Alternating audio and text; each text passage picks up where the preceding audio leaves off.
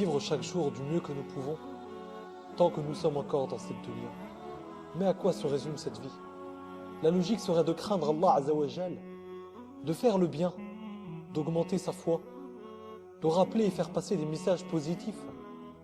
Mais malheureusement, dans la plupart des cas, nous vivons comme des ignorants. Nous ne souhaitons que le malheur des autres et privilégier notre bonheur, nos biens matériels, nos richesses, et qui le jour où nous succomberons, nous n'emporterons rien de tout cela. Seul notre cœur et notre foi passeront sur la balance. Mais imaginez-vous une minute l'ange de la mort arrive au pas de votre porte et vous demande de lui ouvrir. C'est juste une imagination. Imaginez-vous une minute comment vous serez pris de panique, de fièvre. Car ça y est, c'est maintenant, c'est trop tard. Demain n'existera plus dans cette dunya. Demain ne sera qu'un souvenir dans votre vocabulaire. Imaginez-vous une minute que votre conjoint ne pourra rien faire pour vous ce jour-là. Il ne pourra pas empêcher l'ange de la mort de vous prendre la vie. Imaginez-vous une minute qu'à cet instant-là, votre famille vit à vos dépens. Demandez-lui à l'ange de la mort de suspendre son acte. Il refusera, car l'ordre d'Allah ne peut changer, ne peut être différé. Il vous dira de vous préparer pour la tombe, car c'est pour maintenant. Imaginez-vous une minute le fait qu'à cet instant, vous ayez honte de vous. Honte de partir dans ces conditions. Eh oui, car un bon musulman part avec le sourire, pas de tristesse, car il sait qu'un jour ou l'autre, il retournera auprès d'Allah Azzawajal, lui qui l'a créé et qui lui a insufflé la vie. Donc pourquoi avoir peur de mourir selon le vœu d'Allah, alors qu'on sait qu'elle est inévitable? Imaginez-vous une minute le fait qu'à ce moment-là, vous ayez honte de vous, que vous ayez honte de vous avant de mourir, que vous ayez honte de ne pas avoir eu le temps de penser à Allah Azzawajal, que vous ayez honte de n'avoir pensé qu'à vous-même et d'amasser des richesses sans penser à ce moment fatidique, que vous ayez honte de ne pas avoir obéi aux ordres d'Allah Azzawajal, tout comme jamais vous n'avez prié 5 fois par jour, que vous ayez honte de vous ennuyer de la détresse de vos frères et sœurs et de n'être attiré que par cette dunya, que vous ayez honte d'avoir ignoré la charité et que vous ayez honte de votre foi par peur de vous faire blâmer par les mécréants. Et imaginez-vous une seule minute qu'après tous ces propos, Al-Malik al-Maut, l'ange de la mort, vous dit que malgré vos regrets, ce moment est le dernier de votre vie. Son regard en dira long et vous dira que chacun goûtera à la mort.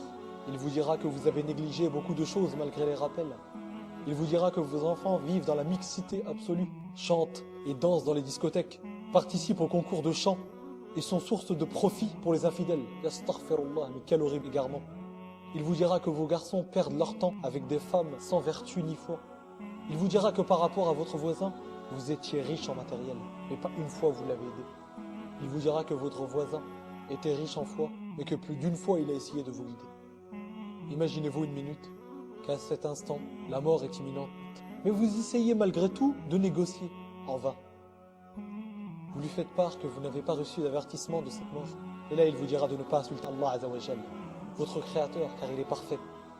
En effet, Allah Azzawajal vous a pourvu de signes qui avertissent et qui annoncent votre retour à la source. Vous vous demandez probablement de quels signes je parle. Eh bien tout simplement des signes de la vie quotidienne qui ont fait que vous êtes resté sourd et aveugle.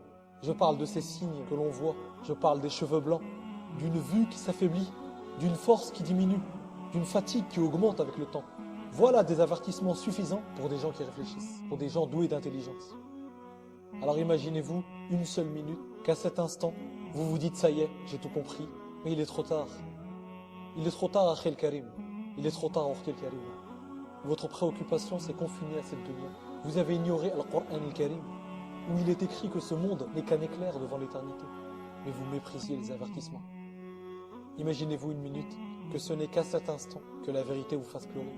Et qu'à cet instant même, votre âme est prise en même temps, car pour l'ange de la mort, Al-Malik al-Maut, le répit lui est interdit. Enfin, imaginez-vous une minute. Imaginez-vous une minute aussi que tous ces moments que je viens d'évoquer ne durent qu'une seule fraction de seconde entre l'arrivée de l'ange de la mort et la prise de l'âme. Car l'ange de la mort, souvenez-vous que le répit lui est interdit. Ce message que je vous passe n'est tout simplement qu'une prise de conscience. Rappelons-nous de la mort chaque jour, car cette pensée est bénéfique. Nous vivons dans cette dunya comme si nous étions immortels. L'ignorance a pris le dessus, car le shaitan a embelli nos actions. Souvenez-vous d'une seule chose, le destructeur des plaisirs, Al-Maut, est inévitable. La vie parfois peut réserver des surprises, mais jamais la mort. car enfin chacun sait bien qu'il est né pour un jour mourir.